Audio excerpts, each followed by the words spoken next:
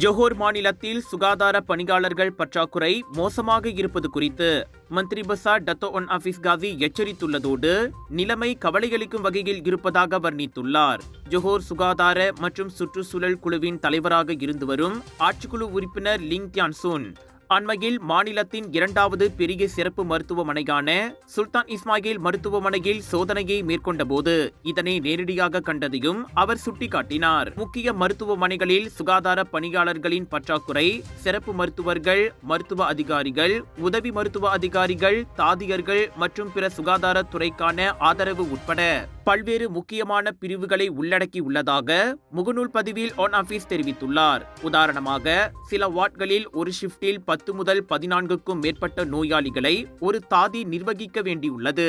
இந்த நிலைமை தாதியர்களுக்கு நியாயமற்றது மட்டுமின்றி நீண்ட காலத்திற்கு கவனிக்கப்படாவிட்டால் நோயாளிகளுக்கும் பாதுகாப்பற்ற சூழ்நிலையை உருவாக்கிவிடும். எனவே இந்தந்த விவகாரம் தொடர்பில் சுகாதார அமைச்சு மற்றும் அது தொடர்பான துறையின் கவனத்திற்கு மாநில அரசாங்கம் கொண்டு வரும்.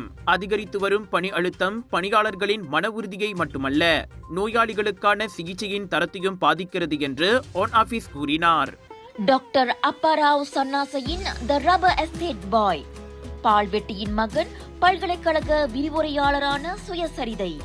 இவரின் மகள் டாக்டர் நிஷாந்தி அப்பாராவ் கைவண்ணத்தில் உருவான டிவினிட்டி இன் டைவர்சிட்டி, 108 இந்து தெய்வங்களின் சுருக்க கதை.